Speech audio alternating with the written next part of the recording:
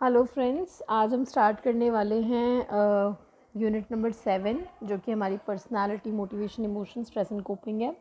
बहुत लेंदी यूनिट है ये, तो इसको चंक्स में करेंगे। सबसे पहले पर्सनालिटी की बात करेंगे तो पर्सनालिटी में भी बहुत ज़्यादा सिलेबस है। तो पर्सनालिटी को जब हम देखते हैं तो व्हाट इज़ पर्सनालिटी। तो पर्सनालिटी क्या है? एक यूनिक, रिलेटिवली एंड्यूरिंग कैरेक्टरिस्टिक्स है। ठीक है, एक इंसान का यूनिक बिहेवियर, एक इंसान अलग होता है दूसरे इंसान से, यानी कि इंडिविजुअल डिफरेंसेस यहाँ पे रहते हैं। रिलेटिवली एंड्यूरिंग है, लगभग परमानेंट है। अगर एक इंसान गुस्सैल है तो लगभग हर सिचुएशन में ही वो गुस्सैल रहेगा, है ना। अच्छी बातों पे भी कई बार वो गुस्सा कर देगा, मजाक में भी कर देगा। तो ये वो कैरेक्टरिस्टिक्स हैं जो इंसान के बिहेवियर को अफेक्ट करते हैं अलग अलग सिचुएशन में। और ये जो पर्सनैलिटी वर्ड है, लैटिन वर्ड पर्सोना से आया है, जिसका मतलब है मास्क। तो मतलब एक तरीके से हमारी जो पर्सनैलिटी है वो एक मुखौटा है जो हम दुनिया के सामने दिखाते हैं। ठीक है। अब पर्सनैलिटी डेवलप कैसे होती है, तो उसमें बायोलॉजिकल फैक्टर्स भी हैं, साइकोलॉजिकल भी हैं, एनवायरमेंटल भी हैं। ठीक है, तो इसमें बेसिकली एक जेनेटिक अप्रोच पे क्वेश्चन आता है। तो जो भी साइकोलॉजी में अपने पर्सनालिटी की थ्योरीज दी गई हैं वो या तो टाइप अप्रोच है या ट्रेट अप्रोच है। टाइप में लोगों को अलग अलग टाइप में डिवाइड किया जाता है और ट्रेट में केवल उनके गुणों की बात की जाती है। तो ये जो अप्रोच है जेनेटिक की, जो विलियम शेल्डन ने दी है, ये टाइप थ्योरी है। जेनेटिक्स अप्रोच जो है टाइप थ्योरी है, और इसमें इन्होंने बॉडी बिल्ड के बेसिस पे दिया है। 3 तरह के बॉडी बिल्ड इन्होंने बताए हैं और सबका एक अलग टेम्परामेंट होता है। जैसे एंडोमॉर्फिक लोग जो होते हैं थोड़े हेल्दी वाले, जो मोटे वाले होते हैं, वो होते हैं मोस्टली एक खुश मिजाजी होते हैं, सोशिएबल होते हैं, लोगों से अच्छे से बातचीत करते हैं, खुश रहते हैं, रिलैक्स रहते हैं। फिर आते हैं मेसोमॉर्फिक, जो फिट लोग हैं, ये एनर्जेटिक है, कॉम्पिटिटिव हैं, अग्रेसिव हैं, बोल्ड हैं। एक्टोमॉर्फिक जो बिल्कुल पतले लोग होते हैं, ये थोड़े घुन्ने होते हैं, इनहिबिटेड होते हैं, दबे हुए रहते हैं, इंटेलेक्चुअल होते हैं, इंट्रोवर्ट होते हैं, सेल्फ कॉन्शियस होते हैं। ठीक है। हिपोक्रेट्स ने 4 टेम्परामेंट दिए हैं, 4 ह्यूमर, 4 फ्लूइड के बेसिस पे। तो इसमें आपके सैंग्विन टेम्परामेंट जो होता है ये ब्लड वाले ह्यूमर से होता है। ये लोग चीयरफुल और एक्टिव होते हैं। फ्लैग में ये फ्लैगमेटिक है, एपेथेटिक और स्लगिश। ब्लैक बाइल आपका मेलनकॉली होता है, सैड और ब्रूडिंग। और येलो बाइल कॉलेरिक होता है, ये लोग इरिटेबल और एक्साइटेबल होते हैं। तो ये चारों ही फ्लूइड सब में होते हैं, लेकिन किसी में कोई ज़्यादा है कोई कम है, उस बेसिस पे हमारे ये टाइप डिसाइड होती है। हिपोक्रेटिस ने ये दी है। ठीक है। इसके बाद में हम बात करते हैं, हाँ ये मैंने बताई दी आपको। ठीक है, ओके। अब हम बात करते हैं साइको एनालिसिस की। तो साइको एनालिसिस सिगमंड फ्रॉइड ने दिया है। May 6, 1856 को इनका जन्म हुआ था। लास्ट टाइम क्वेश्चन पूछा था उनके बर्थडे को लेकर के, कब हुए थे पैदा। और इसमें ये जूविश थे बाय बर्थ, तो इसीलिए इनको लास्ट में ऐसा कुछ था कि इन्हें कहीं और जाना पड़ा था। और शायद लंदन चले गए थे लास्ट में, क्योंकि वहाँ पे कुछ, जहाँ पे रहते थे वहाँ पे नाजीज़ का कुछ इशू हुआ था। तो इनकी जो थ्योरी है, कभी मैं आपको इस पर एक सेपरेट वीडियो बनाऊंगी आफ्टर योर एग्जाम, पूरी इनकी पर्सनल हिस्ट्री वगैरह बहुत डेप्थ में मैं आपको कवर करवाऊंगी, तब आपको समझ में आएगा कि इनकी जो थ्योरी है इसमें इतना सेक्सुअल कंटेंट क्यों है, वो इनकी पर्सनल लाइफ से कहीं ना कहीं जुड़ा हुआ है। अभी के लिए सिर्फ एग्जाम की जितना करना है, तो इंस्टिंक्ट्स की बात करते हैं। इंस्टिंक्ट्स क्या होते हैं? फ्रॉइड के अकॉर्डिंग इंस्टिंक्ट्स हमारे बेसिक एलिमेंट्स है पर्सनालिटी के, जो हमें मोटिवेट करते हैं कोई बिहेवियर करने के लिए। जर्मन वर्ड इन्होंने ट्राइब दिया था, क्योंकि जर्मन थे, जर्मन लैंग्वेज में काम किया, तो इन्होंने ट्राइब बोला, उसको ही इंग्लिश में ट्रांसलेट इंस्टिंक्ट किया गया है। तो ये एक तरह की फॉर्म ऑफ एनर्जी है। ये जो इंस्टिंक्ट्स होते हैं इसका एम क्या है? हमारी नीड को सेटिस्फाई करना और टेंशन को रिड्यूस करना। तो इसीलिए इनकी जो थ्योरी है ये एक होम्योस्टैटिक अप्रोच है, मतलब सेटिस्फैक्शन वाली, कि भाई आपकी बॉडी में कोई भी जैसे आपको भूख लगी, तो भूख लगने की वजह से क्या हुआ, एक नीड है ये, तो आपको टेंशन क्रिएट हुई, तो आपका बिहेवियर ड्राइव आई आपको कि भाई जाओ और जा करके कुछ खा के आओ, तो फिर आप खाना खा करके आए। तो इंस्टिंक्ट आपको ड्राइव करता है कि जाके ये काम करो, और जब आप खाना खा लोगे तो बैलेंस वापस से बन जाएगा। तो ये होम्योस्टैटिक अप्रोच है। इसीलिए 2 तरह के इंस्टिंक्ट्स इन्होंने बताए, life and death. Life instinct को इरोस भी कहते हैं, डेथ को थैनेटोस कहते हैं। लाइफ इंस्टिंक्ट मतलब वो ड्राइव जो हमारे सर्वाइवल को इंश्योर करती है, जैसे कि खाना खाना, पानी पीना, एयर, सेक्स, ये सारे हमारे सर्वाइवल के लिए ज़रूरी है। तो इसीलिए ये लाइफ इंस्टिंक्ट्स में आते हैं, इरोस में आते हैं। और लाइफ इंस्टिंक्ट्स में जो एनर्जी है उस एनर्जी को लिबिडो बोला गया है। ठीक है। और इसके अलावा डेथ इंस्टिंक्ट्स क्या है? डेथ इंस्टिंक्ट्स थैनेटोस या अनकॉन्शियस ड्राइव है डिस्ट्रक्शन की तरफ, जैसे बाइटिंग करते हैं, गुस्सा करते हैं, अग्रेशन करते हैं, डिस्ट्रक्टिव जो चीज़ें हैं वो डेथ इंस्टिंक्ट्स में आती हैं। फिर इन्होंने पर्सनालिटी के लेवल बताया। तो टोपोग्राफिकली अगर आप डिवाइड करो तो कॉन्शियस, सबकॉन्शियस, अनकॉन्शियस है। सबकॉन्शियस को प्री कॉन्शियस भी कहते हैं। और अगर स्ट्रक्चरल वे में बात करें तो इड ईगो और सुपर ईगो आता है। कॉन्शियस वो है जिसको लेकर के आप अवेयर हो। इस वक्त आप क्लास सुन रहे हो तो आप मेरी बातों को सुन रहे हो, आपके संज्ञान में ये बातें हैं, तो ये कॉन्शियसनेस में है, आपके अवेयरनेस में है। अब आपके आसपास अगर पंखा चल रहा है, कूलर चल रहा है, या कोई और आसपास में बात आ रही है, कोई कर रहा है, तो वो आपके सबकॉन्शियस में है। मतलब कि फ़िलहाल आपका ध्यान उस पर नहीं है, लेकिन अगर आप चाहो तो आप ध्यान देके उसको कॉन्शियस में ला सकते हो। सबकॉन्शियस में वो चीज़ें होती हैं जिन्हें अगर हम चाहें तो कॉन्शियस में ला सकते हैं। एंड देन अनकॉन्शियस में हमारी रिप्रेस्ड चीज़ें आ जाती हैं। बचपन में कोई चीज़ दबा दी थी, कोई भी बात थी जो पुरानी थी, कभी कोई ब्रेकअप हुआ हो, उसको लेकर के आप दुखी थे तो आपने उसको रिप्रेस कर दिया, आप भूल ही चुके हो एक तरीके से कि कभी कोई ब्रेकअप हुआ भी था, उस इंसान से मिले भी थे। तो वो आपके अनकॉन्शियस में बहुत मुश्किलों से ये चीज़ कॉन्शियस में आ पाती है। आती किस ज़रिए से है? आपके सपनों के माध्यम से आती है, स्लिप ऑफ टंग से आती है। इस तरीके से ये चीज़ आपके कॉन्शियस में आने की कोशिश करती है। और यही अकॉर्डिंग टू फ्रॉइड आपके कारण है।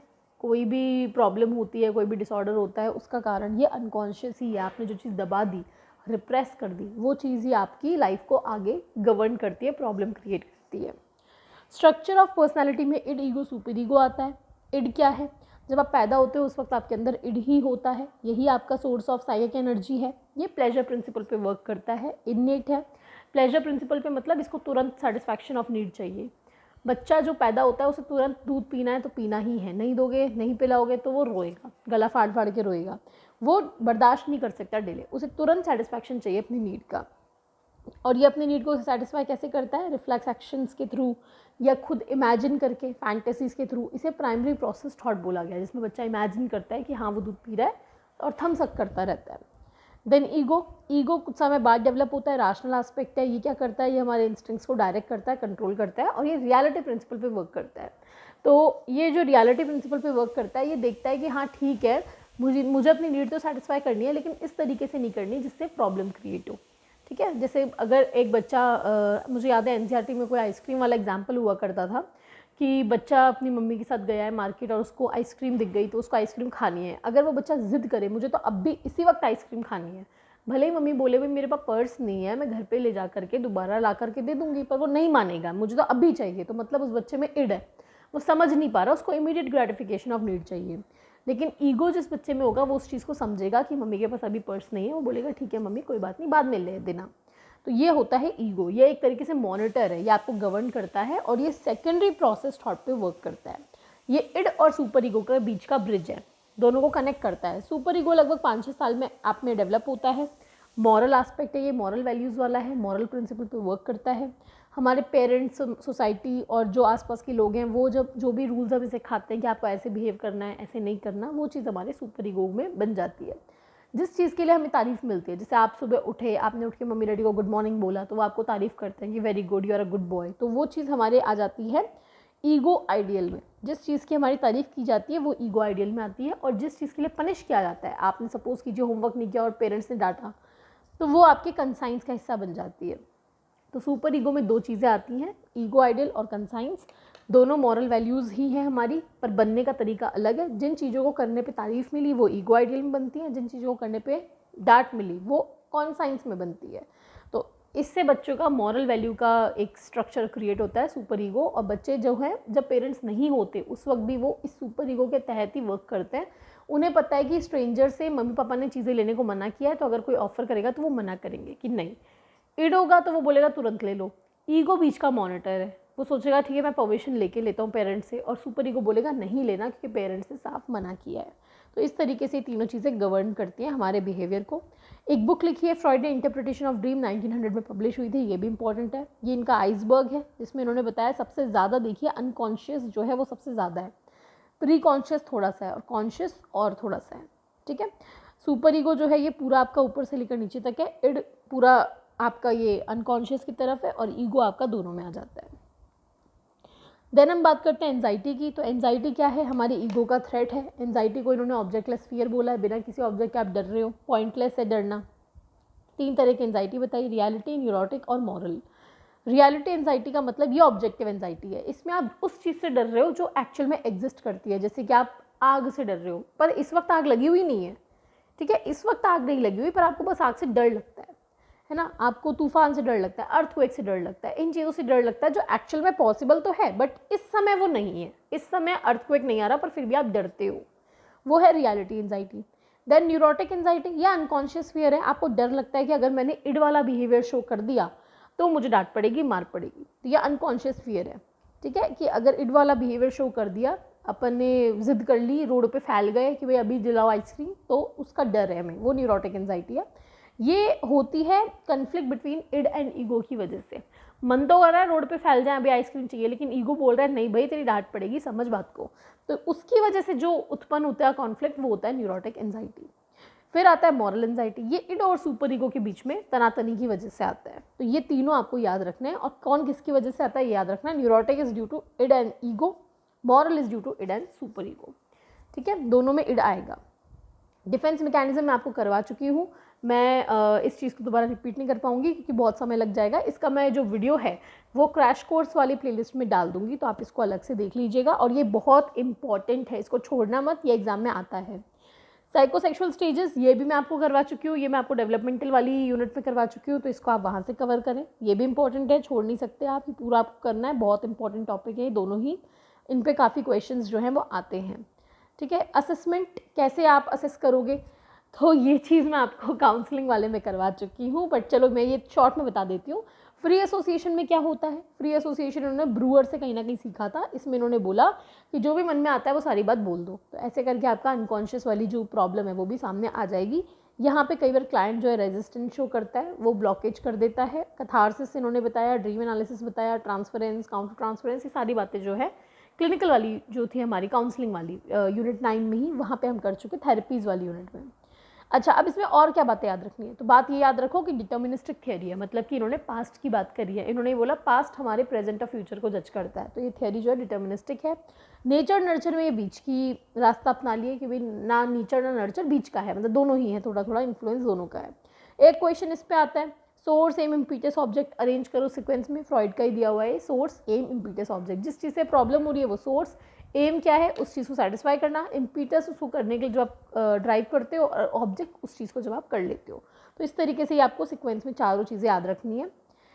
फिर बात करते हैं नियो फ्रॉइडन की, तो इसमें कार्ल यूंग है, एनालिटिकल साइकोलॉजी, अल्फ्रेड एडलर है, इंडिविजुअल साइकोलॉजी, कैरन हॉर्नी है, न्यूरोटिक नीड्स एंड ट्रेंड्स। ये तीनों नियो फ्रॉइडन में हमें पढ़ने हैं, इंपॉर्टेंट है, तीनों पे क्वेश्चन आते हैं। कार्ल यूंग ने दिया एनालिटिकल साइकोलॉजी, इसमें इन्होंने लिबिडो टर्म को यूज़ में लिया दो तरीके से, एक इन्होंने बोला जनरल लाइफ एनर्जी है, और दूसरा इन्होंने फ्रॉइड की तरह ही बोला साइकिक एनर्जी है हमारी। ठीक है, और इन्होंने पर्सनालिटी वर्ड को साइके बोला है, ये बात याद रखिएगा, इन्होंने पर्सनालिटी को साइके बोला है। इन लोगों ने कुछ कुछ टर्म्स अलग अलग कर दिए हैं, तो थोड़ा सा वहाँ पे कंफ्यूज मत होना आप। प्रिंसिपल दिए इन्होंने साइकिक एनर्जी के, 3 लॉज दिए हैं, तीनों इंपॉर्टेंट है, तीनों पे क्वेश्चन आता है। सबसे पहला प्रिंसिपल है ओपोजिशन प्रिंसिपल। इन्होंने ये बोला कि कन्फ्लिक्ट जो है ओपोजिंग फोर्सेस के बीच में होता है, उसकी वजह से ही साइकिक एनर्जी जनरेट होती है। जितना ज़्यादा कन्फ्लिक्ट होगा उतनी ज़्यादा एनर्जी प्रोड्यूस होगी। मतलब कि दो लोग हैं, एक बहुत ज़्यादा गर्म दिमाग का और एक बहुत ठंडे दिमाग का है, जब दो ऐसे लोग मिलते हैं और आपस में बातचीत करते हैं तो बहुत ज़्यादा साइकिक एनर्जी जो है वो जनरेट होगी। या फिर सपोज़ कीजिए आप स्ट्रिक्ट डाइट पे हैं, बिल्कुल स्ट्रिक्ट डाइट पे हैं, और बिल्कुल आप कोई भी ऐसी चीज़ नहीं खाते जो आपको मना की गई है, लेकिन आपके सामने आपका फेवरेट डोमिनोज़ का पिज़्ज़ा आ गया।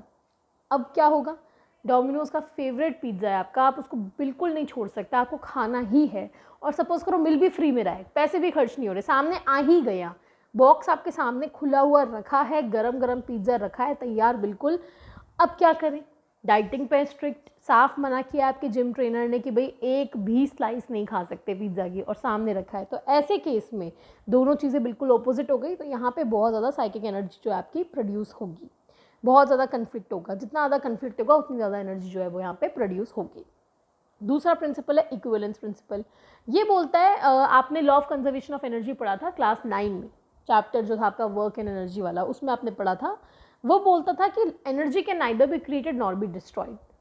एनर्जी जो है ना तो वो बनेगी ना कम होगी, वो केवल अपना रूप बदल लेगी।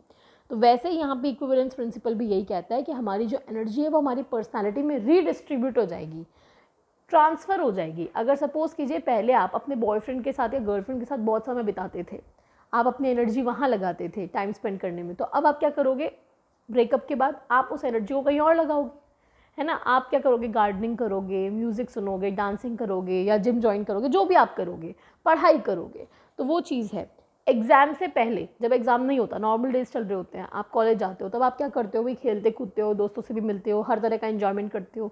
लेकिन जैसे एग्ज़ाम आता है, वो जो एनर्जी आप वहाँ लगाते थे, वो सारी एनर्जी आप लगा देते हो पढ़ाई में। ठीक है, तो ये क्या हुआ, एनर्जी आपकी ख़त्म नहीं हुई, आपने केवल उसका रूप बदल दिया। ठीक है। देन एंट्रोपी, एंट्रोपी बोलता है कि हम हमेशा बैलेंस चाहते हैं, इक्विलिब्रियम चाहते हैं। तो हमारे जो भी पर्सनालिटी के सारे स्ट्रक्चर्स हैं, उनमें साइकिक एनर्जी जो है वो आपस में इक्वली डिस्ट्रीब्यूट हो जाती है। अगर आप एक गर्म पानी और एक ठंडे पानी, चिल्ड वाटर और बिल्कुल हॉट वाटर को मिक्स कर दो एक कंटेनर में, तो क्या होगा, गर्म पानी थोड़ा ठंडा हो जाएगा और ठंडा पानी थोड़ा गर्म हो जाएगा, दोनों बैलेंस पे आ जाएंगे, इक्वल लेवल पे आ जाएंगे। तो ये एंट्रोपी प्रिंसिपल कहता है। तीनों इंपॉर्टेंट है, तीनों याद रखना है। पर्सनालिटी की बात करें तो इन्होंने बोला जो पर्सनालिटी है, जिसे इन्होंने नाम दिया साइके, इसमें बहुत सारे अलग अलग सिस्टम्स आते हैं जो एक दूसरे को अफेक्ट भी करते हैं। सबसे पहला है ईगो। ईगो हमारे कॉन्शियसनेस का सेंटर है। अब देखो, ये फ्रॉइड वाला ईगो नहीं है, ये अलग है, ये कॉन्शियसनेस के लिए इन्होंने ईगो वर्ड यूज़ में लिया है। अब ये चीज़ मुझे समझ नहीं आती, यार तुम उसी के तो स्टूडेंट रहे थे, तुमने क्यों टर्म्स बदली। वो चीज़ थोड़ी सी डिफ़िकल्ट हो जाती है हमारे लिए पढ़ने में, कि वो उसका याद करो फिर इसका याद करो। तो यहाँ पे ईगो क्या है, कॉन्शियसनेस, हमारी अवेयरनेस। ये आप याद रखना, यूंग के according ego is the awareness. फिर उन्होंने बोला एटीट्यूड। दो तरह के एटीट्यूड होता है हमारे अंदर, एक्सट्रावर्जन, इंट्रोवर्जन। एक्सट्रावर्ट आपको पता है, जो लोग बहुत आउटवर्ड होते हैं, लोगों से मिलते जुलते हैं, बातचीत करते हैं। इंट्रोवर्ट जो खुद में ही रहना पसंद करते हैं। 2 एटीट्यूड हैं और 4 इन्होंने बताए हैं साइकोलॉजिकल फंक्शन। 4 साइकोलॉजिकल फंक्शन है, थिंकिंग, फीलिंग, सेंसिंग, इंट्यूटिंग। कौन कौन से हैं, थिंकिंग, फीलिंग, सेंसिंग और इंट्यूटिंग। इसमें थिंकिंग और फीलिंग जो है ये रैशनल फंक्शन है, और सेंसिंग और इंट्यूटिंग जो है ये नॉन रैशनल फंक्शन है। ठीक है, ये इन्होंने बोला है, थिंकिंग, फीलिंग, सेंसिंग, इंट्यूटिंग। ये आपके 4 साइकोलॉजिकल फंक्शंस इन्होंने बताए हैं। तो हर इंसान में एक एटीट्यूड और एक फंक्शन होगा। तो इस बेसिस पे 2 एटीट्यूड 4 फंक्शन, तो यानी कि 2 4 ज़ा 8, 8 तरह की पर्सनैलिटी टाइप पॉसिबल हैं। तो आपको ये पूरे 8 रटने नहीं है, बस ये याद रखना है कौन कौन से हैं। तो ये extrovert thinking, extrovert feeling, extrovert sensing, intuiting, फिर इंट्रोवर्ट में भी 4 हो, तो कुल मिला के 8 होते हैं। एग्जाम में इस पे क्वेश्चन आया हुआ है, पहले पूछा है कितने एटीट्यूड है, कितने फंक्शंस हैं, तो 2 एटीट्यूड 4 फंक्शन। कितने पर्सनैलिटी टाइप है, तो 8 पर्सनैलिटी टाइप है, ये आपको याद रखना है। फिर इन्होंने बोला पर्सनल अनकॉन्शियस क्या है। इन्होंने बोला बेसिकली हमारा जो अनकॉन्शियस है वो 2 तरह का होता है, एक तो होता है पर्सनल और एक होता है कलेक्टिव। पर्सनल अनकॉन्शियस मतलब जो मेरा खुद का है, ये कहीं ना कहीं फ्रॉइड के प्री कॉन्शियस के जैसा है। इसमें वो चीज़ें आएंगी जो पहले तो कॉन्शियस थी लेकिन अब हम भूल गए, हमने दबा दी, और ये कहीं ना कहीं हमें डिस्टर्ब करती है। सबके लिए अलग होगी, मेरा पर्सनल अनकॉन्शियस अलग है, आपका अलग है। आपने अलग बातें रिप्रेस की होंगी, मैंने अलग बातें रिप्रेस करी हैं। ठीक है, और जो भी चीज़ें हमारे पर्सनल अनकॉन्शियस में होती हैं उन्हें हम कॉम्प्लेक्सेस के फॉर्म में स्टोर करके रखते हैं। कॉम्प्लेक्सेस जैसे मान लो एक फोल्डर में ऑर्गेनाइज कर दिया, तो वो फोल्डर का नाम कॉम्प्लेक्स है। तो ये याद रखना, पर्सनल अनकॉन्शियस जो है वो सबका अलग होगा, इंडिविजुअल डिफरेंसेस होंगे, मेरा अलग है, आपका अलग है, और ये प्री कॉन्शियस के जैसा है। इसमें वो चीज़ें आती हैं जो पहले कॉन्शियस थी लेकिन अब हमने दबा दी, यही कहीं ना कहीं आगे हमें प्रॉब्लम क्रिएट करती हैं, और ये कॉम्प्लेक्सेस के फॉर्म में ऑर्गेनाइज्ड होती है। ठीक है, दूसरा जो अनकॉन्शियस का टाइप है वो है कलेक्टिव। अब ये कलेक्टिव है, ये हम सबका एक जैसा है। क्यों है एक जैसा? क्योंकि हम सारे के सारे जो लोग हैं वो पहले आदि मानव थे। हम सबके जो पूर्वज रहे हैं, वो होमोसेपियंस जो भी रहे हैं, वो सबके सेम रहे हैं। ठीक है, आपका इवोल्यूशन, मेरा इवोल्यूशन एक तरीके से ही हुआ है।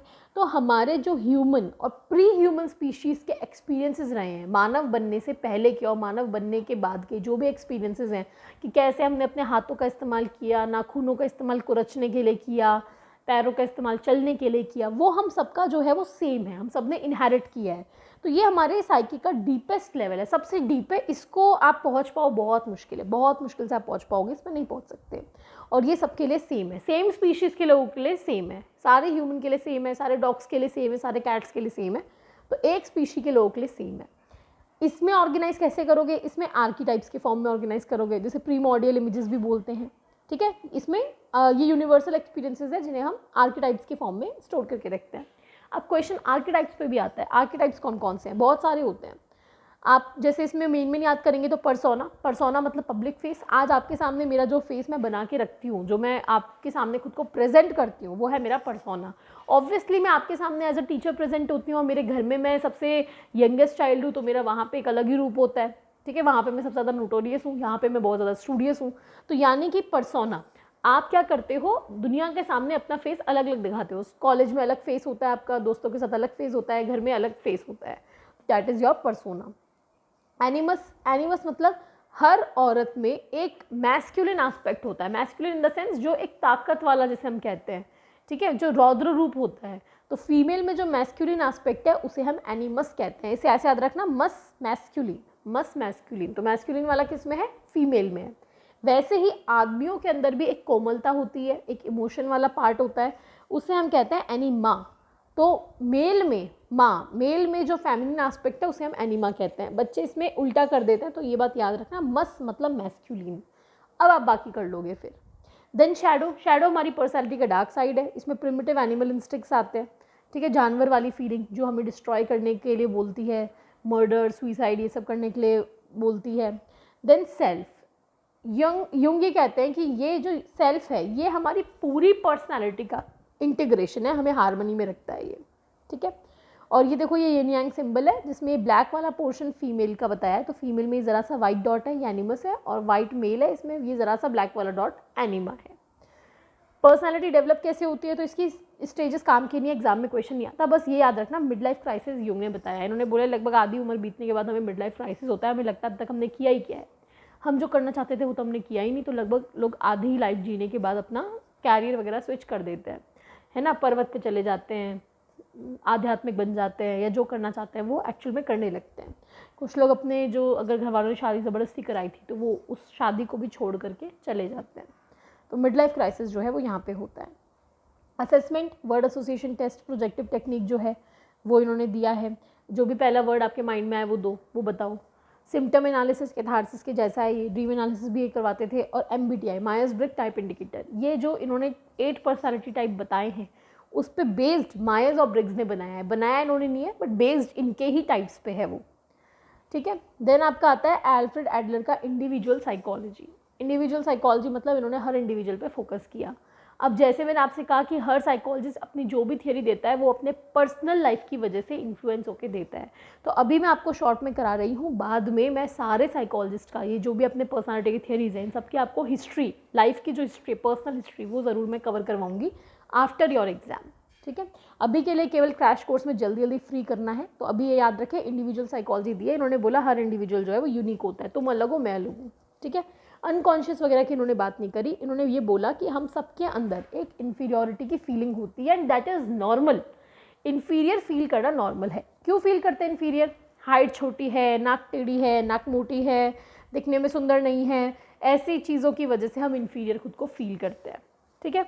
ये एक सोर्स है हमारी स्ट्राइविंग का। अगर आप इन्फीरियर फील ही नहीं करोगे तो आप क्यों बेहतर करने की कोशिश करोगे? तो इन्फीरियर फीलिंग जो है ये नॉर्मल चीज़ है, इसको होना चाहिए। अगर ये होती है तो ही आप आगे कोशिश करते हो कि चलो ठीक है मैं इस एस्पेक्ट में इन्फीरियर हूँ तो मैं कुछ अच्छा कर लूँ। हम देखते हैं ना कुछ लोग जिनके हाथ नहीं होते वो मुंह में पेंट ब्रश पकड़ के पेंटिंग बनाते हैं, तो उन्होंने अपनी इन्फीरियोरिटी फीलिंग से आगे निकल गए वो, ठीक है। तो हम उस इन्फीरियोरिटी फीलिंग को कंपेंसेट करने की कोशिश करते हैं, और अगर आपने कंपेंसेट कर लिया तब तो बढ़िया, लेकिन अगर आप कंपेंसेट नहीं कर पाए तो आप में डेवलप होता है इन्फीरियोरिटी कॉम्प्लेक्स। और ये जो कॉम्प्लेक्स है ये है गलत, ये गलत है। मतलब कि inferiority feeling is normal, it is good. Inferiority feeling होगी तो आपका मन करेगा कि ठीक है मैं इसको कंपेंसेट करता हूँ। अगर सपोज कीजिए कोई हकला इंसान है, वो है ना अटक अटक के बात करता है, तो ये उसके अंदर एक इन्फीरियोरिटी फीलिंग आएगी कि यार मैं ढंग से बोल नहीं पाता, तो वो उसको कंपेंसेट करने के लिए या तो उसी फील्ड में या किसी दूसरी फील्ड में कुछ अच्छा करने की कोशिश करेगा ताकि उसकी वो कमी दब जाए। तो उसका तो अच्छा ही हुआ ना, अगर उसमें कोई कमी थी तो उसकी वजह से देखो वो मोटिवेट होकर कुछ अच्छा कर गया, कंपेंसेट उसने कर लिया। लेकिन बाय चांस अगर वो कंपेंसेट ना कर पाए तो उसमें इन्फीरियोरिटी कॉम्प्लेक्स डेवलप होगा, जो कि बहुत ही नेगेटिव फीलिंग है, और इसकी वजह से इंसान जो है बहुत ज़्यादा स्ट्रेस्ड हो जाता है, और ये गलत है। इन्फीरियोरिटी कॉम्प्लेक्स इज़ रॉन्ग, ये नहीं होना चाहिए, नेगेटिव है, ठीक है। तो ये इन्होंने बताया कि 3 जगह से कॉम्प्लेक्स आता है। एक तो ऑर्गन की वजह से, भाई कोई हाथ नहीं है, पैर नहीं है, हाइट छोटी है, वो चीज़ें। एक स्पॉइलिंग, घर वालों ने बिगाड़ दिया, है ना। और तीसरा नेगलेक्ट, घर वालों ने नेगलेक्ट किया, कभी आप पे ध्यान नहीं दिया।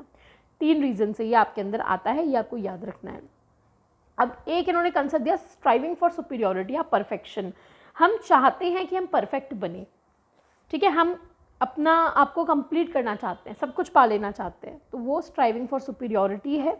ठीक है। और फिक्शनल फाइनलिज्म क्या है, ये हम एक इमेजिन करके रखते हैं कि भाई मैंने इमेजिन कर लिया कि भाई मुझे तो पीएम बनना है, तो ये मेरा एक फिक्शनल गोल है, इमेजिन्ड गोल है, और इसकी तरफ जाने के लिए ही मैं उसकी तरह काम करूँगी, भी मैं पॉलिटिक्स में घुसूँगी, पहले एमएलए एमपी जो भी बनता है वो सब मैं करूँगी। तो ये फिक्शनल फाइनलिज्म क्या है, ये हमने एक इमेजिनरी गोल बनाया हुआ है जो हमारे बिहेवियर को गाइड करेगा। ठीक है। सुपीरियॉरिटी कॉम्प्लेक्स अगर आपके अंदर आ गया, ये ओवर कंपेंसेशन की वजह से आएगा। जैसे सपोज करो, मैंने अभी बताया कोई इंसान जो है उसके सपोज करो कि हाथ नहीं है या पैर नहीं है, लेकिन वो उसको कंपेंसेट करके कोई अच्छा काम कर रहा है, तो उसने उस चीज़ को कंपेंसेट कर लिया। लेकिन सपोज करो उसने ओवर कंपेंसेट कर लिया, तो उसमें घमंड आ जाएगा, बहुत ज़्यादा ही उसने उस चीज़ को कर लिया, खुद को बहुत ज़्यादा ही महान वो बताएगा, तो उसमें सुपीरियॉरिटी कॉम्प्लेक्स आ जाएगा, और वो भी गलत है। कॉम्प्लेक्स दोनों ही गलत है, ना तो इन्फीरियॉरिटी होना चाहिए ना ही सुपीरियॉरिटी होना चाहिए। इसके बाद इन्होंने लाइफस्टाइल बताई है। इन्होंने बोला कि 4 तरह की हमारी बेसिक लाइफस्टाइल्स हैं। ठीक है। और हमारे अंदर पावर है ये कि हम जो चाहे वो लाइफस्टाइल अपना सकते हैं, मतलब कोई और जज नहीं करता कि तुम्हारी क्या लाइफस्टाइल बनेगी, वो आपके हाथ में है। 4 स्टाइल्स हैं। पहली है डोमिनेंट टाइप। डोमिनेंट में क्या होता है, इसमें आपका जो एटीट्यूड होता है वो बहुत डोमिनेंट होता है। आप राजा बन के रहना चाहते हो, आप सब पे हुक्म चलाना चाहते हो। ठीक है। तो ये लोग मोस्टली अगर बहुत ज़्यादा एक्सट्रीम हो गए तो ये सेडिस्ट बन जाते हैं, चोट पहुँचाते हैं दूसरों को। डेलिंक्वेंट्स, छोटे बच्चे 18 से कम वाले अपराधी जो होते हैं। सोशियोपैथ्स, ठीक है, अल्कोहलिक भी बन सकते हैं, सुसाइड कर सकते हैं, ड्रग एडिक्ट बन सकते हैं, खुद को हर्ट करके सोचते हैं कि दूसरे को भी बुरा लगेगा, इसलिए खुद सुसाइड कर लेंगे। तो ये डोमिनेंट वाले जो होते हैं, इनमें सोशल अवेयरनेस बहुत कम होती है, केवल राज करना जानते हैं दूसरों पे। गेटिंग टाइप, मोस्टली हर कोई गेटिंग टाइप होता है, मतलब वो सोचता है दूसरा हमारी नीड सेटिस्फाई कर दे। आपके टाइम पे आप देखते होगे बहुत से बच्चे होते हैं नोट्स इकट्ठे कर लेंगे, है ना। मैंने बहुत देखा है, मेरे डिपार्टमेंट में देखा है, मेरे महारानी के टाइम पे देखा था कि नोट्स इकट्ठे कर लेंगे, हाथों में किताबें भर लेंगे, पढ़ेंगे नहीं, सिर्फ इससे ले लिया, उससे ले लिया, इस सीनियर से ले लिया, उस मैम से ले लिया, सब इकट्ठा कर लिया, और बस उसको लेके फ्लॉन्ट करेंगे कि भाई मेरे पास ये सब है, मेरे पास पेपर 1 का भी मटेरियल आ गया, 2 का भी आ गया, यहाँ से भी आ गया, वहाँ से भी आ गया, उसको पढ़ना नहीं है बस। तो ये है गेटिंग टाइप, केवल दूसरों पर डिपेंड करना, दूसरों से लेना, पैरासाइट्स जो होते हैं वो। देन अवॉइडिंग टाइप, ये अवॉइड करते हैं लाइफ की प्रॉब्लम को, ये सोचते हैं सो जाओ, ध्यान ही मत दो, देखा ही नहीं, प्रॉब्लम है ही नहीं, अवॉइड कर दो प्रॉब्लम को। तो ये तीनों ही गलत है, ये तीनों पर्सनालिटी टाइप सही नहीं है। सबसे बढ़िया टाइप होता है आपका socially useful type, best type. इनमें होता है सोशल इंटरेस्ट, ये खुद के साथ साथ अपने समाज के लिए भी कुछ अच्छा करना चाहते हैं, दूसरों के साथ कोऑपरेट करते हैं, अपनी नीड भी सेटिस्फाई करेंगे और दूसरों की भी। This is the best type of personality which one can have. Social interest क्या है, हमारा इनेट पोटेंशियल है कि हम अपना और सोसाइटी का दोनों का भला करें, इनेट है ये। और इन्होंने कहा कि इसको शेप करने में मदर का रोल बहुत इंपॉर्टेंट है। आपकी जो माँ है, जो प्राइमरी केयर गिवर है, उनका बहुत बड़ा रोल है। अगर वो आपको अच्छे से समझाएं, पाले पोसे, तो सोशल इंटरेस्ट आप में डेवलप होगा, नहीं तो वो ख़त्म हो जाएगा। ठीक है। फिर इन्होंने बर्थ ऑर्डर की बात करी, ये भी इंपॉर्टेंट है। इन्होंने बताया कि भाई 4 तरह के बर्थ ऑर्डर बताए और सबकी पर्सनालिटी अलग बताई। जो बच्चा पहला होता है, सबसे पहला बॉर्न जो बच्चा होता है, शुरू में उसको पेरेंट्स का अनडिवाइडेड अटेंशन मिलता है, प्यार मिलता है, पूरा परिवार उसी को प्यार करता है, तो वो बहुत हैप्पी और सिक्योर रहता है तब तक जब तक कि दूसरा बच्चा पैदा ना हो। जैसे दूसरा बच्चा आता है वैसे ही ये बच्चे को, अभी तक तो राजा रखा था, अब राजा से उसको हटा दिया और अब छोटे बच्चे पे ध्यान चला गया, तो ये बच्चा बहुत लेफ्ट आउट फील करता है और गुस्सा भी करता है, कई बार दुखी हो जाता है ना। कई बार छोटे बच्चे को हेट भी कर सकता है, उस पर पावर जताएगा, हक जताएगा कि भाई तू छोटा है, मैं बड़ा हूँ। पेरेंट्स भी कई बार उसको मॉनिटर बनाते हैं कि भाई तुम्हें छोटे को पालना है, तुम बड़े हो, तुम समझो। तो ये कई बार टीचर का, ट्यूटर का, लीडर का, इस तरह का रोल अपनाते हैं छोटे बच्चे के लिए, और ये जो होते हैं जल्दी मैच्योर भी हो जाते हैं। ठीक है। इसके अलावा इनको ऑर्डर वगैरह मेंटेन करने में, अथॉरिटी मेंटेन करने में भी इनका इंटरेस्ट बहुत ज़्यादा होता है। गुड ऑर्गेनाइजर्स होते हैं, ठीक है, कंजर्वेटिव होते हैं। तो ये सारे फर्स्ट बॉन्ड के लिए है। देन सेकंड बॉन्ड की अगर हम बात करें, जो दूसरा बच्चा है तो उसने कभी पावर तो देखी ही नहीं, उसको कभी पावर नहीं मिली, हमेशा से वो छोटा ही रहा है। तो ये क्या करता है, ये कभी भी दुखी नहीं होता, लेकिन हाँ इसको ये है कि फर्स्ट बॉन्ड से कॉम्पीट करेगा, उससे आगे निकलने की कोशिश करेगा। ठीक है। कई बार निकल भी जाता है उसके आगे। इसके अलावा यंगेस्ट चाइल्ड जो सबसे छोटा होता है, ये घर का पालतू बच्चा होता है, इसको हर कोई प्यार करता है ना। और ये डेवलप बहुत जल्दी होता है, बहुत जल्दी वो डेवलप करेगा, बहुत हाई अचीवर भी ये लोग होते हैं। ठीक है। इसके बाद ओनली चाइल्ड, अब जो ओनली चाइल्ड है उस बेचारे के साथ ये दुख है कि उसको हमेशा घर पे प्यार मिला, सबका अटेंशन मिला, कभी वो अटेंशन बटा भी नहीं, कोई और बच्चा घर में था नहीं। लेकिन जैसे ये बाहर जाता है सोसाइटी में, वहाँ इसको वो राजा बाबू वाली ट्रीटमेंट नहीं मिलती। वहाँ पे इसको क्या होता है, वहाँ पे इसको दुनिया जो है वो नॉर्मल ट्रीट करेगी, टीचर नॉर्मल ट्रीट करेगी, टीचर थोड़ी ना सर माथे पे बिठा के रखेगी, तो इसको लगता है ये क्या हो गया, मेरी तो दुनिया ख़त्म हो गई, या तो मैं राजा बाबू हूँ ही नहीं, तो उसको कहीं ना कहीं प्रॉब्लम वहाँ आउटर वर्ल्ड में आती है। तो और इसके अलावा ये कभी भी अपनी एज वालों के साथ रहा ही नहीं, घर में बड़ों के साथ रहा है तो मैच्योर भी उनके अकॉर्डिंग हो जाता है। तो ये कुछ चीज़ें हैं जो आपको ध्यान रखनी है। असेसमेंट पे इसके क्वेश्चन नहीं आता एडलर के। Karen Horney, neurotic needs and friends, इनकी बात करते हैं तो इन्होंने सेफ्टी नीड्स बताई। इन्होंने बोला कि छोटे बच्चे जो होते हैं उनको, अगेन इनकी थियरी जो है ये इनकी पर्सनल लाइफ से बेस्ड है। मेरा बहुत मन है कि मैं थियरीज़ को लेकर के वीडियो बनाऊं, बट आपके एग्ज़ाम के बाद ही मैं बनाऊंगी, क्योंकि अभी क्या उस चीज़ में बहुत टाइम जाएगा, बाद में मैं ज़रूर बनाऊंगी। तो कैरन हॉर्नी की सेफ्टी नीड इन्होंने बोली कि जब छोटा बच्चा होता है उसमें बचपन से ही एक नीड होती है सिक्योरिटी की। बच्चा चाहता है सिक्योरिटी, उसको डर नहीं चाहिए, उसको डर से आज़ादी चाहिए। तो ये दो नीड है बच्चे में, need for security and freedom from fear. Basic anxiety बच्चों में होती है, बच्चों को बहुत लोनली फील होता है, हेल्पलेस फील होता है। ऑब्वियस बात है, छोटी सी हाइट का बच्चा है, आप उसके सामने 6 फीट के खड़े हो, उसको तो लोनली और हेल्पलेस फील होगा ही ना। उसको लगेगा यार ये तो मेरा ज़रा से भी मारेगा, मैं तो उड़ता हुआ जाऊँगा। तो बच्चे को बहुत हेल्पलेस फील होता है। और कुछ एडल्ट्स ऐसे होते हैं जिन्हें पेरेंटिंग करनी नहीं आती, वो बच्चे को दिखाते भी ऐसे हैं, डराते हैं उसको कि भाई तेरे को उठा के उड़ा देंगे, फेंक देंगे, बालकनी से लटका देंगे। This is also wrong. आप ऐसा करोगे तो बच्चे में फियर डेवलप होगा, उसको उल्टा उस फियर से आज़ादी चाहिए। ये जो बेसिक एंजाइटी है, इसी से बच्चे में न्यूरोसिस आगे चल के डेवलप होता है। 4 तरह की बेसिक एंजाइटी से बचने के तरीके बच्चे अपनाते हैं। एक है सिक्योरिंग अफेक्शन एंड लव, माँ बाप के पास प्यार प्राप्त करने की वो कोशिश करेंगे। बीइंग सबमिसिव, दब के रहेंगे। अटेनिंग पावर, या तो फिर विद्रोही बन जाएंगे या फिर विड्रॉ, अलग हो जाएंगे, अवॉइडिंग हो जाएंगे। 10 तरह की इन्होंने इरेशनल डिफेंसेस भी बताए हैं, नीड्स जो है वो बताई इन्होंने। न्यूरोटिक ट्रेंड्स बताए, 3 तरह के ट्रेंड्स हैं। देखो ये 10 नीड है, ये 10 नीड आपको याद करनी है, ठीक है। Affection and approval, dominant partner, तो एक बार ये पॉज करके वीडियो को इसको लिख लेना।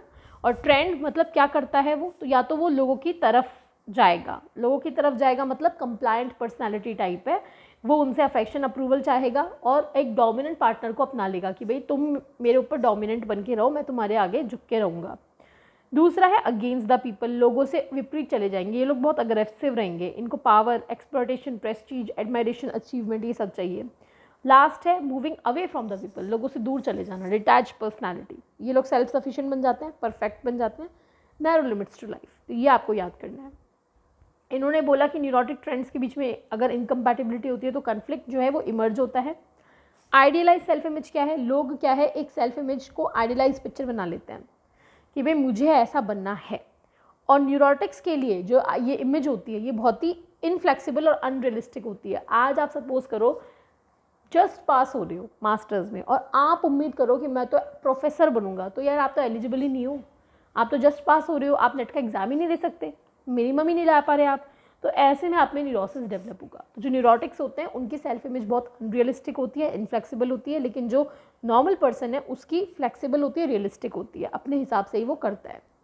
टायरनी ऑफ द शुड्स भी इन्होंने दिया है कि जो आपकी अनअटेनेबल आइडियलाइज सेल्फ इमेज है उसको हम रियलाइज़ करते हैं डिनाई करके कि भाई मेरा जो ट्रू सेल्फ है ये नहीं है, और जो लोग सोचते हैं कि मुझे ऐसा करना चाहिए मैं वैसा करूँ। टायरनी ऑफ द शुड्स, जो लोग बोलते हैं भाई ऐसा करो हम वैसा ही करें। इसके अलावा इन्होंने वूम एनवाई की बात करी। फ्रॉइड ने बोला पीनेस एनवाई होती है लड़कियों को, उन्हें लगता है हमारे पीनेस नहीं है, I can not stand and P, my brother और माई कजिन हैज़ इट, तो इस चीज़ से लड़कियां जलती हैं। तो उसके विपरीत हॉर्नी ने बोला भाई अगर ऐसा है तो आदमियों को भी वूम एनवाई होती है कि they can not bear the child, वो बच्चा पैदा नहीं कर सकते, उनमें वूम्ब नहीं है, इसकी एनवाई उन्हें भी होती है। एक्सटर्नलाइजेशन की बात करी, ये एक डिफेंस मैकेनिज्म इन्होंने बताया कि अगर आपके आइडियलाइज्ड और रियल सेल्फ इमेज में डिस्क्रिपेंसी आती है तो उससे बचने के लिए एक्सटर्नलाइज कर दो। जो भी प्रॉब्लम है उसको आउटसाइड वर्ल्ड पे डाल दो, मेरी गलती नहीं है भाई, गलती बाहर वाले की है, मेरे दोस्त की है, मेरी फैमिली की है, मेरे टीचर्स की है, मेरी गलती नहीं है। एक्सटर्नलाइज कर देना। फेमिनिन साइकोलॉजी की इन्होंने बात करी, वुमेन वाई मैंने आपको बता ही दिया, ठीक है। इसके अलावा आइडियोग्राफिक और नॉमोथेटिक अप्रोचेस क्या हैं, तो जिसमें आप एक पर्टिकुलर सिंगल इंडिविजुअल को स्टडी करते हो वो आइडियोग्राफिक होता है, और नॉमोथेटिक में आप देखते हो कि सब लोगों पे जो जनरली अप्लाई हो जाए वो नॉमोथेटिक अप्रोच आपकी होती है। तो अभी मैंने आपको इस क्लास में क्या क्या बता दिया, let me just tell you, एक सेकेंड। अभी हमने बात कर ली डिटर्मिनेंट्स वाली, बात कर ली साइको एनालिटिकल और न्यू फ्रॉइडियन की हमने बात कर ली, ट्रेट एंड टाइप में हमने काफ़ी हद तक बात कर ली है। इसके बाद में आपका सोशल लर्निंग और ये सारा आता है, तो एक बार ये भी मैं आपको करवा देती हूँ, एक सेकेंड।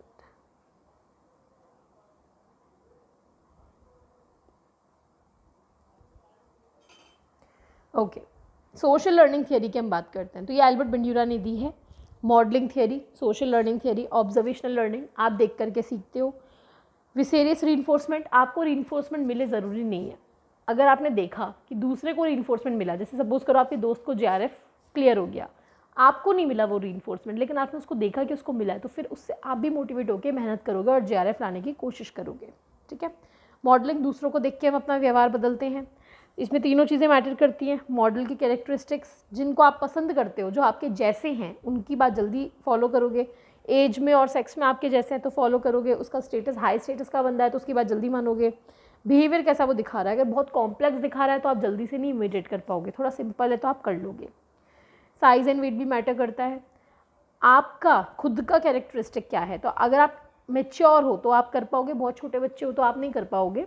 इसके अलावा अगर आपका कॉन्फिडेंस लो है, सेल्फ एस्टीम हाई है, तो आप उसकी बात जो है अगर सेल्फ एस्टीम और सेल्फ कॉन्फिडेंस आपका हाई है तब तो आप उसकी बात नहीं मानोगे, फॉलो नहीं करोगे। लेकिन अगर आपका लो है तो जल्दी से आप दूसरों की बात को मानोगे।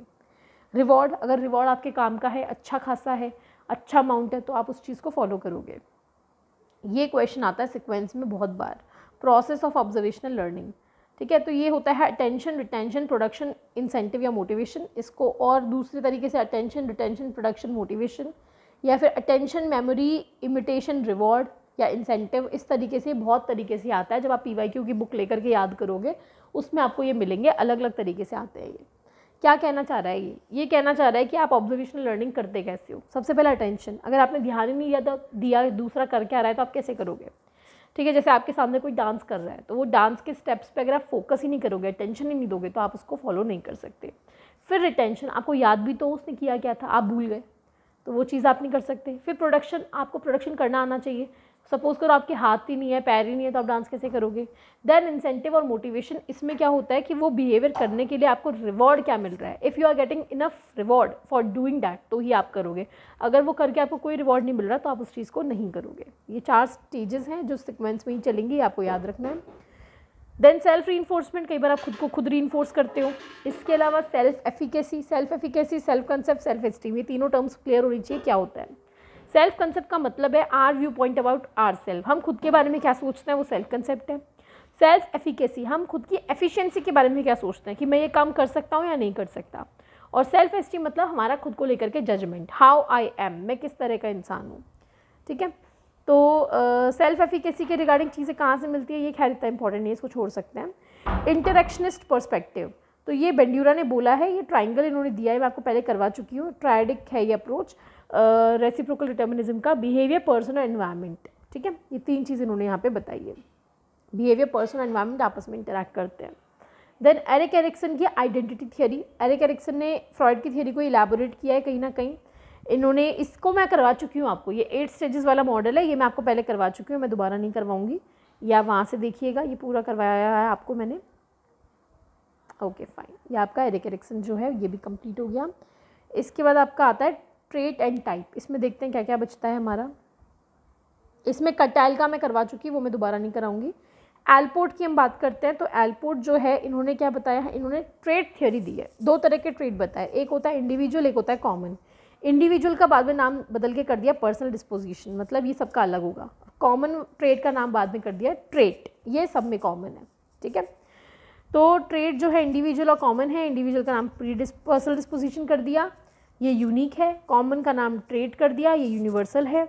और ये जो यूनिक वाला है आपका पर्सनल डिस्पोजिशन, ये 3 तरह का है, कार्डिनल, सेंट्रल और सेकेंडरी। कार्डिनल मतलब मोस्ट परवेजिव, मोस्ट पावरफुल है, ये सब जानते हैं। जैसे गांधी जी के बारे में सब जानते हैं कि वो अहिंसावादी थे, है ना, तो वो कार्डिनल ट्रेट है जो सब जानते हैं, पूरी दुनिया जानती है। सेंट्रल ट्रेट जो कुछ लोग जानते हैं, है ना, आपके बारे में, आपके जो क्लोज पीपल हैं, आपके टीचर्स हैं, वो जानते हैं। सेकेंडरी ट्रेट्स जो सबसे कम इम्पॉर्टेंट है, और ये जो है ये बहुत क्लोज पर्सन ही आपके बारे में जानता होगा। आपका फेवरेट मूवी क्या है, आपका फेवरेट हीरो कौन है, मेरा जूनियर NTR है, तो ये बहुत मेरे जो क्लोज पीपल है केवल वही जानते हैं, तो ये मेरे सेकेंडरी ट्रेट में है। ठीक है, फिर इन्होंने बताया मोटिवेशन, इन्होंने कुछ टर्म्स दिए हैं जो केवल इनके थियरी में देखने को मिलेगी, जैसे फंक्शनल ऑटोनॉमी ऑफ मोटिव। इन्होंने बोला ये मोटिव्स होते हैं नॉर्मल मैच्योर एडल्ट में, ये इनके चाइल्डहुड पर डिपेंड नहीं करते। ठीक है, ओरिजिनली तो चाइल्डहुड में आए थे ये, लेकिन अब भी उस पर डिपेंड नहीं करते। परसिवरेटिव फंक्शनल ऑटोनॉमी, ये फंक्शनल ऑटोनॉमी का लोएस्ट लेवल है। रूटीन बिहेवियर जो आप करते हो, खाना पीना, नहाना धोना, पढ़ना लिखना। प्रोप्रिएट फंक्शनल ऑटोनॉमी ये हाई लेवल की चीज़ है, जिसमें आप अपनी सेल्फ इमेज के बारे में सोचते हो, लाइफस्टाइल के बारे में सोचते हो। इन्होंने सेल्फ के लिए या ईगो के लिए टर्म दिया है प्रोपियम, ये भी आपको याद रखना है। स्टेजेस दिए, मुझे लगता नहीं है इस पर कभी क्वेश्चन आया है, पर सिक्वेंस में नाम याद कर लेना केवल, ये जो स्टेजेस इन्होंने दी है, ठीक है। ये सब काम का नहीं है, बाकी असेसमेंट भी इतना काम का नहीं है। कटैल में आपको करवा चुकी, कटैल में दोबारा नहीं करवाऊंगी। कटैल के अलावा और इसमें कुछ आता है क्या, लेट मी चेक। कटैल के अलावा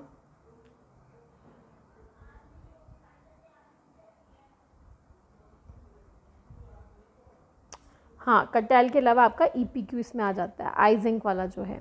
आइजेंक पर्सनालिटी क्वेश्चनेयर भी आपने करा होगा एग्जाम में, उसमें अपने UG-PG में। इनफैक्ट ये तो 11th-12th में भी हमारे शायद था EPQ। आइजेंक ने दिया है 3 डायमेंशन है पर्सनालिटी के, ENP। ई मतलब एक्सट्रोवर्जन वर्सेस इंट्रोवर्जन, या तो आप एक्सट्रोवर्ट हो या इंट्रोवर्ट हो, या तो आप न्यूरोटिक हो या इमोशनली स्टेबल हो, या फिर आप साइकोटिक हो, या फिर आप इम्पल्स कंट्रोल है आप में। ये 3 याद कर लेना। EPQ की फुल फॉर्म है आइजेंक पर्सनालिटी क्वेश्चनेयर, ये याद कर लीजिएगा। इसके अलावा और क्या करना है इसमें, और कुछ इतना इंपॉर्टेंट है नहीं। EPQ आइजेंक पर्सनालिटी इन्वेंट्री एक बनाई है उन्होंने खुद ने और इनकी वाइफ ने मिलकर। देन आपका रॉबर्ट मैक्रे पॉल कॉस्टा का 5 फैक्टर मॉडल है, जिसे हम वो बोलते हैं बिग 5 फैक्टर, ओशियन वाला जो है, इस पे बेस्ड आपका नियो PIR बनाया हुआ है, नियो पर्सनालिटी इन्वेंट्री। ये आपको याद करना है। इसमें ओशियन की फुल फॉर्म याद करनी है, OCEAN। ओ मतलब ओपननेस, ओपननेस मतलब ये लोग क्रिएटिव होते हैं। C मतलब कंसाइंटियसनेस, ये लोग काफ़ी हार्ड वर्किंग होते हैं, ऑर्गेनाइज्ड होते हैं। E मतलब एक्स्ट्रावर्जन, पता है ये टॉकेटिव होते हैं, सोशिएबल होते हैं।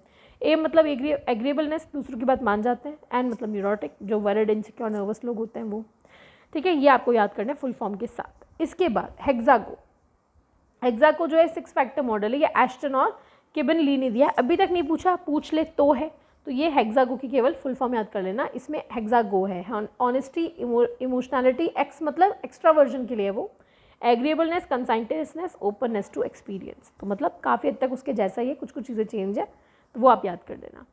इसके बाद ये वाला काम का नहीं है। टाइप वर्सेस ट्रेट मैंने आपको बता दिया क्या होता है, इसकी हिस्ट्री करने की ज़रूरत नहीं है। हिपोक्रेटिस मैं बता चुकी, शेल्डन मैं आपको बता चुकी। Type A type B personality क्या है। टाइप ए पर्सनैलिटी के जो लोग होते हैं वो बहुत हाई अचीविंग होते हैं, इन लोगों में एम्बिशियस बहुत होता है, इम्पेशेंट होते हैं, इनको अपना स्टेटस की बहुत परवाह होती है, और इन लोगों में मोस्टली फिर BP प्रॉब्लम भी देखने को मिलती है। टाइम के पाबंद होते हैं। टाइप भी बहुत ही रिलैक्स्ड होते हैं, केयर फ्री, है ना, और थोड़े वो लेस हार्ड वर्किंग होते हैं, और मतलब ये चिल रहते हैं, इन्हें कोई बीमारी होने के चांसेस कम है। टाइप ए वालों को बहुत ज़्यादा BP हाइपरटेंशन होने के चांसेस हैं। एक टाइप C होता है, उन्हें कैंसर होने के चांसेस होते हैं। एक टाइप D होता है, उन्हें डिप्रेशन होने के चांसेस होते हैं, ठीक है। यूंग की पर्सनैलिटी टाइप्स हम कर ही चुके। वत पित्त कफ, ये शायद हमने यूनिट 1 में डिस्कस कर लिया है, वत पित्त और कफ, ठीक है।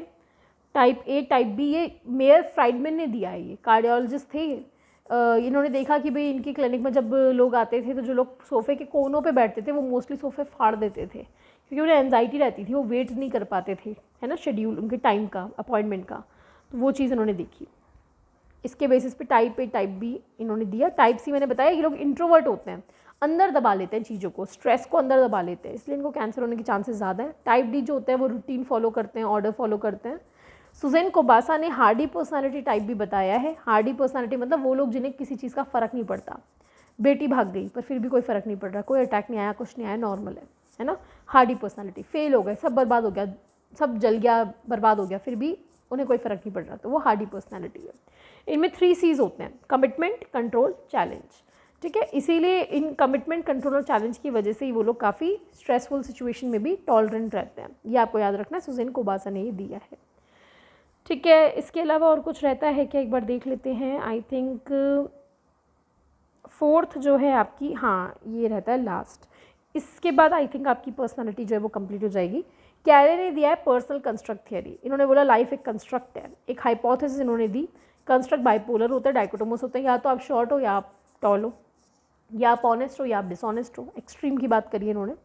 कंस्ट्रक्टिव ऑल्टरनेटिविज्म क्या होता है, हम अपने कंस्ट्रक्ट्स को रिवाइज कर सकते हैं, रिप्लेस कर सकते हैं, जैसा हमारा मन करे हम वैसा कर सकते हैं। इन्होंने एक फंडामेंटल पॉस्टुलेट और 11 कॉरोलरीज दी हैं, ठीक है। पॉस्टुलेट क्या है कि हमारे जो साइकोलॉजिकल प्रोसेसेस हैं वो डायरेक्ट होते हैं उस वे से जिसमें हम चीज़ों को एंटिसिपेट करते हैं, तो ये याद कर लो पूछे तो, इन्होंने दिया और किसी ने दिया नहीं, और 11 ये कॉरोलरी है, इनके नाम याद कर लेना, ठीक है। पॉज करके एक बार इनको उतार लेना, केवल नाम याद कर लेना। असेसमेंट वगैरह कुछ नहीं आता इस पर। ह्यूमनिस्टिक अप्रोच मैस्लो फादर है ना। कार्ल रॉजर्स ने पर्सन सेंटर्ड थेरेपी दी है। ह्यूमनिस्टिक में नीड हायरार्की थ्योरी जो है ये अब्राहम मास्लो की दी हुई है। ये शायद मैंने करवाई थी क्या, नहीं, ये शायद डिटेल में नहीं करी हमने। इनिशियली 5 दी थी। Basic physiological need, basic physiological need में क्या आता है, हंगर, थर्स्ट, सेक्स वाली। अगर ये फुलफिल होती है तो बंदा सेफ्टी के बारे में सोचता है, भाई खाना पीना है, पेट भरा हुआ है तो सर पे छत भी चाहिए, है ना। घर बना लिया तो घर वाली चाहिए, घर वाला चाहिए। Belongingness, love need, esteem need, अब उनको खुद के लिए एक सेल्फ एस्टीम चाहिए, खुद की भी एस्टीम और दूसरों से भी एक मिले कि एक वैलिडेशन मिले। फिर लास्ट में वो सेल्फ एक्चुअलाइजेशन की तरफ जाते हैं, है ना। ये 5 स्टेजेस थी। इसको बाद में रिवाइज करके आगे इसमें चीज़ें और ऐड की गई, टोटल 8 कर दी। तो जो शुरू की 4 हैं ये है आपकी डेफिशिएंसी नीड, मतलब इनके कमी होने की वजह से आपकी लाइफ में कोई ना कोई कमी रहेगी। ये 4 आपकी फुलफिल हो गई तो आप आगे बढ़ते हो। एस्टीम की बात कर दिया इन्होंने। अब कॉग्निटिव, एस्थेटिक, सेल्फ एक्चुअलाइजेशन और उसके ऊपर ट्रांसेंडेंस। कॉग्निटिव नीड मतलब पढ़ना लिखना, जैसे आप देखते हो नॉवल पढ़ते हो, ज्ञान प्राप्त करना। एस्थेटिक अपने आसपास की ब्यूटी को अप्रिशिएट करना। सेल्फ एक्चुअलाइज करना, अपनी पर्सनल उस पर पहुँच पाना। और फिर ट्रांसेंडेंस में बिल्कुल आप सब कुछ त्याग देते हो, बिल्कुल फ्री हो जाते हो। तो ये पिरामिड इस तरीके से बन रहा है ना। तो इसका मतलब बहुत कम लोग यहाँ ऊपर तक पहुँच पाते हैं। ये ग्रोथ नीड है। ज़रूरी नहीं है कि नीचे वाली नीड 100% फुलफिल हो तो ही आप अगली पे जाओ, थोड़ा % फुलफिल होती है तो भी आप आगे मूव ऑन कर जाते हो। बिल्कुल ऊपर तक बहुत कम लोग पहुंच पाते हैं, ठीक है। इन्होंने बताया मेटा मोटिवेशन होता है। जब सेल्फ एक्चुअलाइजर्स की स्टडी की गई तो पता चला उनमें एक बी मोटिवेशन होता है। सेल्फ एक्चुअलाइजर्स को ये मोटिवेट करता है कि वो अपने पर्सनल पोटेंशियल को मैक्सिमाइज़ करें। केवल एक पर्टिकुलर गोल ऑब्जेक्टिव नहीं, वो नहीं चाहते, वो अपने पोटेंशियल को मैक्सिमाइज़ करना चाहते हैं। और जो लोग सेल्फ एक्चुअलाइजर्स नहीं हैं उनमें क्या मोटिवेशन है, उनमें डी मोटिवेशन है, डेफिशिएंसी, केवल डेफिशिएंसी नीड्स को फुलफिल करना है, खाना पीना कंप्लीट करना है केवल। मेटा नीड, ये ग्रोथ की स्टेट है, कैसे आप ग्रो करते हो। मेटा पैथोलॉजी, अगर ग्रो नहीं कर पाते, मेटा नीड को सेटिस्फाई नहीं कर पाते तो पैथोलॉजी डेवलप होती है। इस पर क्वेश्चन शायद आपका आया हुआ था। हाँ, एक ये आपको ज़रूर याद करना है, सेल्फ एक्चुअलाइजिंग लोगों के कैरेक्टरिस्टिक्स क्या हैं। ये एग्जाम में बहुत बार आया है कि इन लोगों में रियलिटी का क्लियर परसेप्शन है, एक्सेप्टेंस है, स्पॉन्टेनिटी है। तो ये एक बार पॉज करके इसको उतार लेना, कुछ समझ नहीं आए तो पूछ लेना, मैं बता दूंगी। मेटा नीड और मेटा पैथोलॉजी है तो इसकी रीडिंग लगा लेना केवल, ज़्यादा तो आप याद नहीं कर पाओगे। जनाहा कॉम्प्लेक्स क्या होता है, इस पर बहुत बार क्वेश्चन आया है। फियर ऑफ सक्सेस, कई बार हम अपने पोटेंशियल से डरते हैं, हमें लगता है अगर हम इतने हाई अचीवर बन गए तो प्रॉब्लम आएगी, हम नहीं कर पाएंगे, या फिर अगर हमने कर लिया तो हम पे और लोड आ जाएगा, तो इसलिए कुछ लोग अपनी फुल पोटेंशियल को रीच नहीं करते। इन्होंने बोला मोस्टली मेथड्स के बारे में, एक पर्सनल ओरिएंटेशन इन्वेंट्री करके इन्होंने डेवलप करवाई। कार्ल रोजर्स की बात करें तो सेल्फ एक्चुअलाइजिंग टेंडेंसी की इन्होंने बात करी। इन्होंने बोला ऑर्गेनिज्मिक वैल्यूइंग प्रोसेस, ऑर्गेनिज्म की वैल्यू करो, कैसे खुद की वैल्यू करता है, ठीक है। पॉजिटिव रिगार्ड, आप एक्सेप्ट करते हो, दूसरा आपको एक्सेप्ट करता है। अनकंडीशनल पॉजिटिव रिगार्ड, दूसरा आपको बिना किसी शर्त के एक्सेप्ट करता है। मदर, माँ का प्यार, वो कोई शर्त नहीं रखती, बच्चा अगर डाकू हो तो भी माँ प्यार करती है। तो रॉजर ने अपनी थेरेपी में यही बोला है कि क्लाइंट के लिए थेरेपिस्ट को अनकंडीशनल पॉजिटिव रिगार्ड देना है। ये सारा मैं पढ़ा चुकी हूँ, ये मैं दोबारा नहीं पढ़ा रही, ये मैं करा चुकी। ये कैरेक्टरिस्टिक्स जो है ये भी एक बार पॉज करके इसको भी उतार लेना, ये इंपॉर्टेंट है। फुल्ली फंक्शनिंग पर्सन का रियल सेल्फ होता है, एक आइडियल सेल्फ होता है। अगर रियल सेल्फ और आइडियल सेल्फ बहुत दूर है तो इनकॉन्ग्रुएंस डेवलप होगा, और अगर ओवरलैप करता है तो कॉन्ग्रुएंस होगा। ये इसके असेसमेंट हो गए। Person centred therapy, encounter group, psychological test, इन्होंने खुद ने तो नहीं बनाए लेकिन दूसरों ने इनके बेसिस पे बनाए। एग्जिस्टेंशियल थियरी विक्टर फ्रैंकल वाली है, ये हम कर चुके हैं, ये हमने बात कर ली थी थेरेपी में, तो ये मैं दोबारा आपको नहीं कराऊंगी, ठीक है। डी रिफ्लेक्शन वगैरह ये हम कर चुके हैं सारा, ठीक है। ये इन्होंने दी। रोलोमे का क्या था, इन्होंने स्टेजेस दिए, इनोसेंस, रेबेलियन, ऑर्डिनरी, क्रिएटिव, ये आपको याद रखना है। इनोसेंस, बच्चा जो होता है वो इनोसेंट होता है, सही गलत नहीं समझता, केवल अपना पेट भरना जानता है। फिर थोड़ा जब आप चाइल्डहुड एडोलेसेंट में आते हो तो आप रिबेल करते हो। फिर ऑर्डिनरी नॉर्मल एडल्ट आप बन गए, और फिर लास्ट में आप क्रिएटिव बन जाते हो, ऑथेंटिक एडल्ट बन जाते हो। टाइप्स ऑफ लव, रोलो मैंने 5 तरह के लव बताए, सेक्स, एरोस, फिलिया, अगेप और ऑथेंटिक। सेक्स मतलब लस्ट, जो वासना होती है। एरोस मतलब प्रोक्रिएटिव। फिलिया मतलब ब्रदरली लव, भाईचारे वाला। अगेप मतलब आप अनसेल्फिश डिवोशन करते हो किसी को, और ऑथेंटिक में सारे आ जाते हैं, ठीक है। अगेप में क्या किया आपने, ऑल्ट्रोस्टिक लव किया, दूसरे का भला किया केवल। सेक्स लस्ट में आपकी बॉडीली जो नीड्स हैं वो। इरोस में प्रोक्रिएटिव है, साइकोलॉजिकल डिज़ायर है कि लंबे समय तक साथ रहो अपने पार्टनर के साथ, इसमें सेक्स नहीं आता, केवल केयर वगैरह इसमें आती है। फिलिया मतलब भाईचारे वाला लव, दोस्ती वाला लव, ठीक है। लुडविग वैंगर, इन्होंने क्या दिया, ये अमवेल्ट मिटवेल्ट वाला जो है ये इन्होंने दिया था और इसी पे बेस्ड फिर ये रोलोमेनिस को आगे दिया था, ठीक है। तो इसमें आपका मिटवेल्ट, अमवेल्ट, उबरवेल्ट, आइजनवेल्ट आता है। मिटवेल्ट मतलब सोशल डायमेंशन, आपका दूसरों के साथ कैसा रिलेशन है। अमवेल्ट आपका फिजिकल डायमेंशन मतलब बायोलॉजिकली अपने आसपास के एनवायरनमेंट से कैसा रिलेशन है। आइजनवेल्ट मेरा खुद के साथ कैसा रिलेशनशिप है। और उबरवेल्ट आपका स्पिरिचुअल डायमेंशन होता है, स्पिरिचुअलिटी में वैल्यूज़ का कैसा है आपका। तो ये डेजन वाला बीइंग इन द वर्ल्ड वाला जो है ये मैं बता चुकी थी आपको पहले। ट्रांसपर्सनल साइकोलॉजी को फोर्थ फोर्स बोलते हैं, इसमें स्पिरिचुअलिटी की बात होती है। बस इतना सा आपको करना है। देन इसके अलावा और क्या आता है, लेट मी चेक। फोर्थ हो गया ना, अभी आपका फिफ्थ वाला, फिफ्थ में अदर थियरीज आती है, ये भी बचता है भाई, ये और कर लेते हैं फिर आपका कंप्लीट है पर्सनालिटी वाला पोर्शन।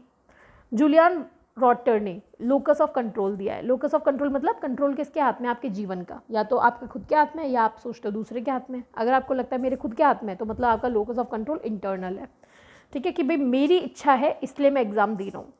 अगर आपको लगता है घर वाले ज़बरदस्ती दिलवा रहे हैं तो दे रहे हो, तो एक्सटर्नल लोकस ऑफ कंट्रोल है ना। अगर आप सपोज करो एग्जाम पास कर गए तो आप क्या बोलोगे, मैंने मेरी वजह से किया है, मेरी मेहनत से किया है। Just a moment, okay. तो अगर आपको लगता है कि मैंने मेरी मेहनत से करा है तो इंटरनल लोकस ऑफ कंट्रोल है। अगर आपको लगता है कि किस्मत थी, है ना, दूसरे टीचर की वजह से हुआ, पेपर इजी आया था, तो एक्सटर्नल लोकस ऑफ कंट्रोल है। इसको नापने के लिए स्केल दिया, इंटरनल एक्सटर्नल स्केल। फिर मार्विन ज़करमैन ने सेंसेशन सीकिंग की बात करी। क्या बात करी इसमें इन्होंने बोला सेंसेशन सीख करते हैं कुछ लोग, मतलब उनको नोवल एक्सपीरियंसेस चाहिए, कुछ नया करना चाहते हैं। इसको मैं असेस करने के लिए सेंसेशन सीकिंग स्केल इन्होंने दी है, ठीक है। इसके अलावा और क्या है इसमें इन्होंने बताया है इसके टाइप्स, क्या क्या टाइप्स है, क्या क्या कॉम्पोनेंट्स है इसके। 4 हैं, thrill seeking, thrill and adventure seeking, experience seeking, disinhibition और boredom susceptibility. Thrill and adventure seeking जो है ये good type of sensation seeking है। इसमें आप फिजिकल एक्टिविटीज़ करना चाहते हो जिसमें स्पीड हो, डेंजर हो, नोवेलिटी हो, जैसे पैराशूटिंग करते हो, स्कूबा डाइविंग करते हो, बंजी जंपिंग करते हो। बाकी तीनों बैड टाइप है। एक्सपीरियंस सीकिंग, केवल नोवल एक्सपीरियंस चाहिए, तो कभी भी बैग उठाया चले गए कहीं भी, है ना। नॉन कन्फॉर्मिस्ट चीज़ है, सोसाइटी के अकॉर्डिंग नहीं चलते। घर वाले बोलते हैं कि बेटा आज तुम्हारी शादी है, बेटा बैग उठा के चला गया कहीं घूमने, तो वो चीज़। डिसइनहिबिशन, इसमें आप क्या करते हो, जो रिस्की सेक्स है, इम्पल्सिवनेस है, एग्रेसिवनेस है, एंटी सोशल बिहेवियर, वो आप करते हो।